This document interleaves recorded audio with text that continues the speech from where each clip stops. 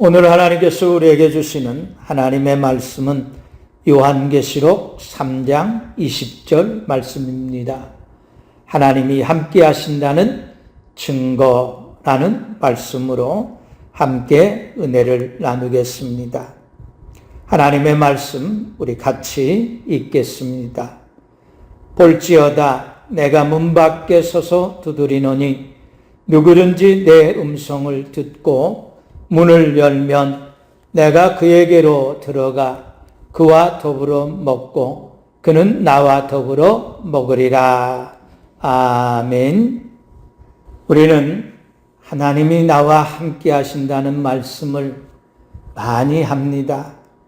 그런데 우리는 하나님이 나와 함께 하신다는 말씀을 많이 할 뿐 정말로 하나님께서 나와 함께 하신다는 확실한 증거는 불분명하다는 것입니다. 가장 기본적인 질문으로 하나님이 함께 하신다는 증거를 누군가가 보여달라고 하면 당황하게 됩니다.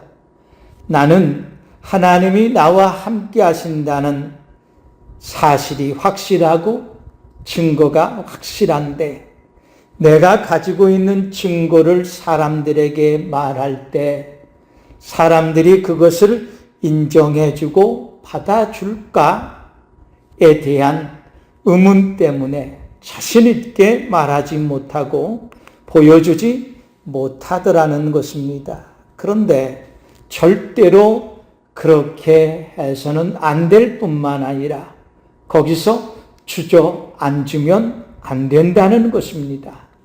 사람들이 인정하느냐 하지 않느냐, 믿느냐 믿지 않느냐, 그것은 그들의 문제일 뿐 나의 문제는 아닙니다.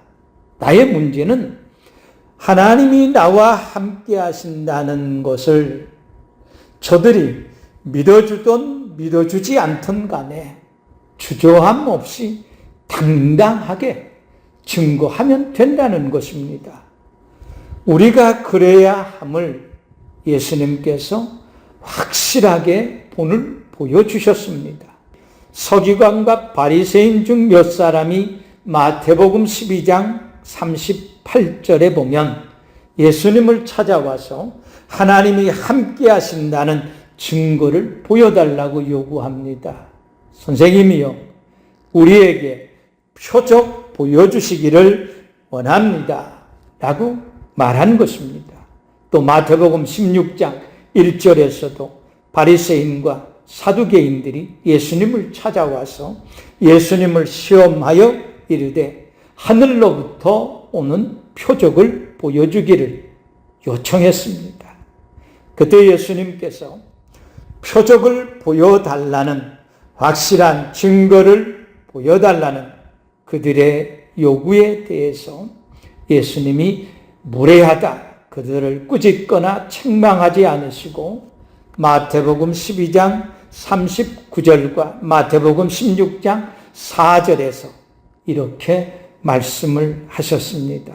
악하고 음란한 세대가 표적을 구하나 요나의 표적밖에는 보여줄 표적이 없다 말씀하신 겁니다. 예수님께서 확실한 증거를 보여주었지만 그들은 예수님께서 말씀하신 증거를 믿지 않았습니다. 받아들이지 않았습니다. 왜냐하면 그들은 처음부터 어떤 증거도 믿을 생각이 없었기 때문입니다.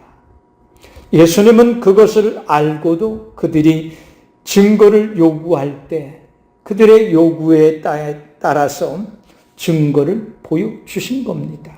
심지어 예수님께서 요한복음 10장 30절에서는 나와 아버지는 하나다 라고 말씀하셨을 때 그들은 요한복음 10장 31절에서 유대인들이 돌을 들어 예수님을 치려했다 말씀합니다.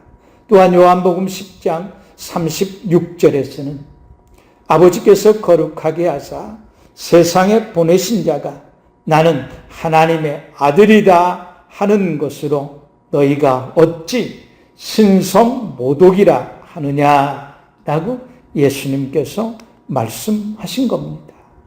이처럼 예수님께서 증거해도 믿지 않았고 돌로 치료했고 신성모독이라 비난했다는 것입니다. 하물며 우리가 하나님의 자녀인 것과 하나님이 우리와 함께 하신다고 증거한들 믿지 않는 자들이 오죽하겠습니까? 아무도 믿으려 하지 않을 겁니다. 그들은 믿고자 하지 않습니다. 도리어 하나님이 함께 하신다는 증거로서 증거하는 우리들에 대해서 미친놈이라 할지도 모릅니다. 그러므로 사람들이 믿거나 말거나 우리는 내가 보고 듣고 체험한 모든 것을 근거로 해서 하나님이 나와 함께 하신다는 확실한 증거들을 증거하면 됩니다. 주저할 이유가 없다는 것입니다. 성령 하나님께서 그들을 불쌍히 여기사 구원하실 자들은 반드시 구원하실 겁니다. 내가 증거하는 바를 듣고 사람들이 어떤 반응을 보이고 어떤 결과를 초래할지 스스로 판단하지 말고 우리는 하나님께서 나와 함께 하신다는 사실을 삶을 통해서 보여주면 되는 겁니다. 예수님은 예수님께서 증거하신 것들을 믿지 않는다고 해서 조금도 움츠려들지 아니하시고 하나님께서 함께 하시는 삶을 그저 사셨을 뿐입니다. 십자가의 죽음, 부활로서 예수님은 하나님의 아들이신 것과 하나님이 함께 하심을 증거해 보여주신 겁니다. 그러면 우리는 하나님이 나와 함께 하신다는 증거를 어떻게 알 수 있을까 하는 겁니다. 첫째는 하나님이 나와 함께 하신다는 증거는 나의 마음의 문을 항상 두드리고 계심을 통해서 알 수 있다는 겁니다. 우리가 전도할 때 또 예수를 영접하도록 도울 때 가장 많이 사용하는 말씀이 요한계시록 3장 20절 말씀입니다. 볼지어다 내가 문 밖에 서서 두드리노니 누구든지 내 음성을 듣고 문을 열면 내가 그에게로 들어가 그와 더불어 먹고 그는 나로 더불어 먹으리라 말씀합니다. 그런데 이 말씀은 전도할 때만 이용하라고 주신 말씀이 아닙니다. 하나님은 우리에게 무슨 말씀을 하시고자 할 때 또 무슨 일을 하시고자 하실 때는 반드시 우리의 마음의 문을 먼저 두드리신다는 겁니다. 다만 내가 하나님께서 나의 마음의 문을 두드리신다는 것을 깨닫지 못할 뿐입니다. 우리가 흔히 하는 말로 하나님께서 노크도 없이 방문을 활짝 열고 불쑥 들어오시는 게 아닙니다. 하나님은 문을 열기 전에 반드시 노크하십니다. 문을 두드린다는 말은 단 한 번 두드리고 만다는 의미가 아니라 문을 열 때까지 계속해서 두드린다는 의미가 있습니다. 예수님은 한 번 문을 두드리고 마시는 분이 아닙니다. 우리가 마음의 문을 열 때까지 지속적으로 끊임없이 두드리시는 분이십니다. 예수님은 문을 열고 우리가 들어오십시오 할 때까지, 우리가 응답할 때까지 문을 두드리시는 분이십니다. 우리가 안에 있으면서도 없는 척 숨을 죽이고 인기척하지 않는다 할지라도 이미 안에 있는 것을 아시고 계속해서 문을 열어줄 때까지 두드리고 서 계신다는 것입니다. 안 열어주면 말지 너무 우리를 괴롭히고 고문하는 것 아니냐 할지 모르겠지만 그것은 하나님의 지극한 사랑을 모르는 자들이 하는 말입니다. 예수님께서 문 밖에 서서 문을 두드리시나 듣지 못하는 가장 큰 이유는 직접 문 두드리는 소리를 내가 듣지 못했다 라고 말한다는 겁니다. 사무엘이 성전에서 자고 있을 때 하나님께서 사무엘아 사무엘아 사무엘의 이름을 부르신 것처럼 그렇게 내 이름을 부르는 소리를 듣지 못했으니까 내가 문을 열어드리지 않았다. 하나님께서 직접 이렇게 해라 저렇게 해라 내게 육성으로 들려주시지 않았기 때문에 문 두드리는 소리를 내가 듣지 못했다 라고 말한다는 겁니다. 그러나 그렇지가 않습니다. 하나님은 여러 가지 방법으로 우리의 마음의 문을 두드리십니다. 직접적으로 사무엘의 이름을 부른 것처럼 조목조목 우리에게 말씀하시는 것처럼 우리의 마음의 문을 두드리시기도 하지만 간접적인 방법으로 우리의 마음을 두드리기도 하신다는 것입니다. 중요한 것은 정말 우리가 하나님께서 우리의 마음의 문을 두드리는 소리를 듣겠다는 간절한 마음을 갖고 듣고자 하면 누구나 문 두드리는 소리를 어디서든지 들을 수 있다는 것입니다. 수없이 똑같은 설교를 들었지만 그날은 그냥 지나쳤던 그 말씀이 꼭 나에게 말씀하시는 것처럼 들릴 때가 있습니다. 그런 말씀을 우리는 내 영혼에 하나님이 말씀하시는 내마의 말씀이라고 하는데 마음에 감각에 와 닿는 것입니다. 또한 당연하다고 생각했거나 죄라고 전혀 생각하지 않았는데 어느 날 그것이 죄라는 것을 깨닫게 되고 회개하게 됩니다. 그것도 하나님께서 우리의 마음의 문을 두드리시는 겁니다. 또한 최근에 일어난 여러 가지 힘든 일들을 겪으면서 깨달아지는 한 가지가 있기도 합니다. 바로 그것이 하나님께서 고난을 통해서 우리의 마음의 문을 두드리신 겁니다. 또 갑자기 기도해야 되겠다는 강한 마음의 감동을 받기도 합니다. 그것도 하나님께서 우리의 마음의 문을 두드리시는 겁니다. 기도하는 가운데 누구를 만나면 좋겠다는 마음의 감동이 들면서 마음이 평안해지기도 합니다. 하나님은 이처럼 다양한 방법으로 우리의 마음의 문을 두드리신다는 겁니다. 의심 많은 도마처럼 나는 직접 듣고 내가 직접 만져보아야 한다. 이 생각이 문을 두드리시는 하나님의 음성을 듣지 못하게 하고 길을 막고 있는 경우들이 흔하다는 것입니다. 그런데 그럴 수밖에 없는 이유는 그런 것들이 하나님이 마음의 문을 두드리시는 것이라 가르쳐 준 일이 없고 우리에게는 그런 경험이 흔치 않기 때문에 하나님이 우리의 마음의 문을 두드리실 때에 이상하다, 왜 이러지? 내가 너무 신경을 써서 그런가? 그런 생각을 하다가 결국엔 문 두드리는 소리가 소멸된다는 것입니다. 목사인 저도 마찬가지입니다. 우리 교회는 누구라도 언제든지 교회 와서 기도하고 찬양하면서 쉬었다 가라고 매일 강단에 있는 십자가 조명과 찬양을 아침부터 저녁까지 켜놓습니다. 그런데 어느 날 내 마음에 네가 부르는 찬양을 듣고 싶다라는 마음의 울림이 있었습니다. 한 달 정도 일정하지는 않지만 며칠 간격으로 여러 차례 있었는데 그냥 지나쳤습니다.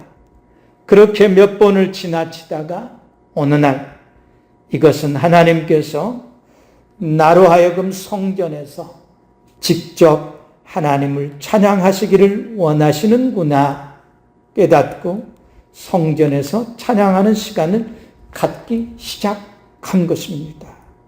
예수님께서 마음의 문을 두드리시는 진정한 목적에 대해서 분명히 말씀하셨습니다. 내가 너에게로 들어가 너와 더불어 먹고 너는 나와 더불어 먹으리라. 이것은 하나님께서 이스라엘 백성들에게도 그토록 원하셨던 것이기도 합니다. 신명기 10장 12절 13절에 보면 하나님이 꿈꾸는 삶이 나오는데 이스라엘아 너희 하나님 여호와께서 너에게 요구하시는 것이 무엇이냐? 곧 내 하나님 여호와를 경외하여 그의 모든 도를 행하고 그를 사랑하며 마음을 다하고 뜻을 다하여 너의 하나님 여호와를 섬기고 내가 오늘 너의 행복을 위하여 너에게 명하는 여호와의 명령과 규례를 지킬 것이 아니냐 말씀했습니다. 오늘 너의 행복을 위해서라고 분명히 말씀하신 겁니다. 문을 두드리시는 하나님을 영접하고 예수 그리스도를 영접하고 성령님을 영접함으로써 행복한 삶을 살아가는 우리 성도님들이 되시기를 간절히 축원합니다. 두 번째는 하나님이 나와 함께 하신다는 증거는 모든 상황에서 기도하게 하심을 통해서 알 수 있다는 것입니다. 우리가 하나님을 믿고 기도한다고 말하지만 모든 상황 속에서 기도한다는 것은 쉽지 않는 일입니다. 사무엘은 사무엘상 12장 23절에서 나는 너희를 위하여 기도하기를 쉬는 죄를 여호와 앞에 결단코 범하지 아니하겠다라고 말했고 바울은 데살로니가전서 5장 17절에서 쉬지 말고 기도하라 말했습니다.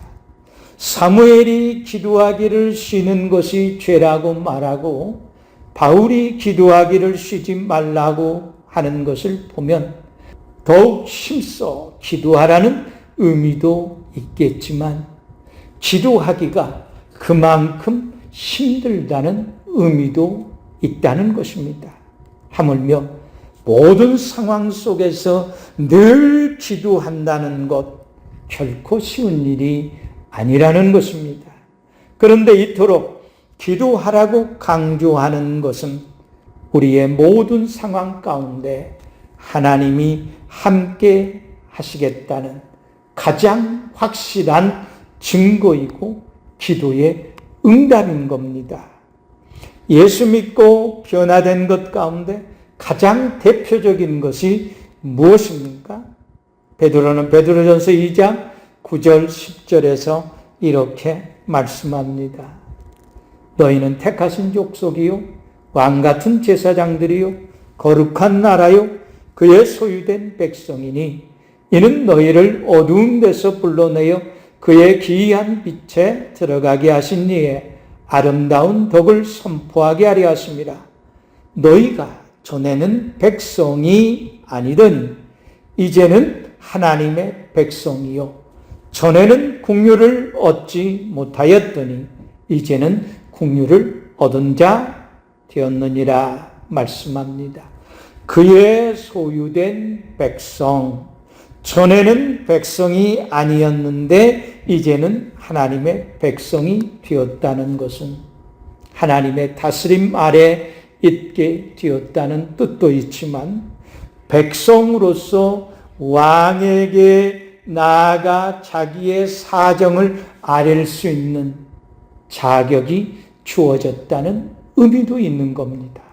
내가 왕과 함께 같은 땅, 같은 울타리 안에 살고 있다는 가장 확실한 증거가 왕이 나에게 말하면 내가 듣고 내가 나의 사정을 왕에게 아뢰면 왕이 나의 사정을 듣는 것을 알 수 있습니다. 그런 점에서 성도들의 기도는 하나님이 나와 함께 하신다는 가장 확실한 증거가 됩니다. 하나님께서 거룩한 성도로 나를 부르셨지만 내가 하나님께서 내 모든 사정을 아뢰어 기도하지 않는다면 그것은 내가 지금 하나님과 함께 하고 있지 않다는 가장 확실한 증거가 될 겁니다.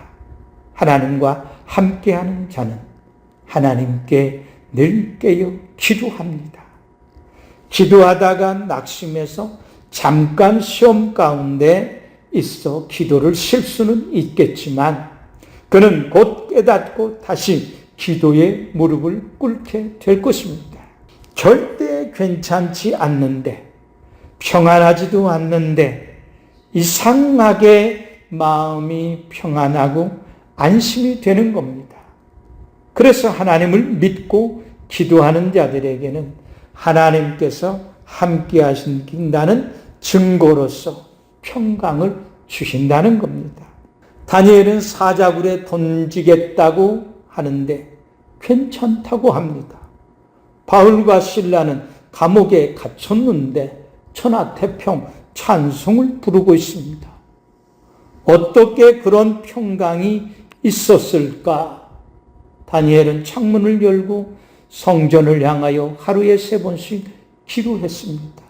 바울은 정해진 기도 시간에 성전에 가서 하나님께 늘 기도했습니다. 그런데 왜 오늘 기도하는 우리에게는 이런 평강이 없을까요? 그 이유는 하나님의 뜻과 내 뜻이 다르다는 것은 인정하지 않기 때문에 그렇습니다. 이사야는 하나님의 뜻과 우리의 뜻이 다르다는 사실에 대해서 이사야 55장 8절에서 이렇게 말씀합니다. 이는 내 생각이 너희 생각과 다르며 내 길은 너희의 길과 다름이라 말씀했습니다. 기도는 내 뜻을 관철하는 것이 아니라 하나님의 뜻을 받아들이는 것이라 말씀했습니다. 예수님도 이것을 인정하고 받아들이셨기 때문에 내 뜻대로 마옵시고 아버지의 뜻대로 하옵소서 기도한 겁니다. 그런데 우리는 아직도 그것을 인정하고 받아들이지 않습니다. 그러니 하나님의 주시는 평강보다는 하나님과 갈등 가운데 있는 겁니다. 또 다른 이유는 하나님이 정하신 기한이 있고 때가 있다는 것을 인정하지 않는 겁니다. 하나님께서 아브라함에게 아들을 주시겠다고 최종적으로 약속하셨지만 창세기 18장 14절에서 이렇게 말씀합니다. 여호와께서 능치 못할 일이 있겠느냐. 그러나 기한이 이를 때에 내가 너에게로 돌아오리니 사라에게 아들이 있으리라 말씀하셨습니다. 아브라함이 이삭을 품에 안기까지는 기한이 있다. 10달을 기다려야 한다는 것입니다. 이것을 인정하지 않으면 마음이 불안해져서 평강을 누릴 수가 없게 됩니다. 지혜자도 전도서 3장 1절에서 같은 말씀을 합니다. 범사의 모든 일에는 기한이 있고 천하 만사가 다 때가 있다 말씀했습니다. 다윗은 왕으로 기름 부음을 받았지만 왕이 되기까지 10년이라는 긴 세월을 기다려야 했습니다. 깨어 기도함으로 하나님께서 함께 하시는 은혜로 충만한 성도님들이 되시기를 간절히 축원합니다. 사랑하는 성도 여러분, 하나님께서 우리 각자의 마음의 문을 두드리시는 때와 장소와 방법은 각기 다 다를지라도 하나님께서 우리의 마음의 문을 지금 이 순간에도 두드리고 계신다는 것입니다. 내게서 일어나는 작은 움직임과 또 일어나는 모든 상황들, 무엇보다 전에 없었던 마음의 새로운 생각들을 그저 우연한 것으로 여기다가 소멸시키지 말고 하나님께서 내 마음의 문을 두드림을 깨닫고 문을 열고 예수님을 마음에 모시고 기도하시기를 바랍니다. 주님, 지금 제 마음의 문을 두드리고 계시니 감사합니다. 제 마음의 문을 활짝 열고 이 시간 주님을 영접합니다. 그리고 마음의 문을 열고 하나님께 간절히 기도하겠습니다. 제 마음의 문이 항상 문을 두드리는 소리에 귀를 기울이게 하시고 마음으로 깨달을 수 있도록 성령님께서 도와주옵소서. 하나님을 향해서는 항상 나의 마음의 문이 열려 있게 하옵시고 제 마음에 하나님의 평강이 항상 넘치게 하여 주옵소서. 기도하라는 것입니다. 하나님이 나와 함께 하심의 강력한 증거로서 마음의 문을 두드리는 소리를 듣고 마음의 문을 열어 하나님을 모심으로 하나님께서 주시는 평강으로 충만한 성도님들이 되시기를 예수 그리스도의 이름으로 간절히 축원합니다. 아멘.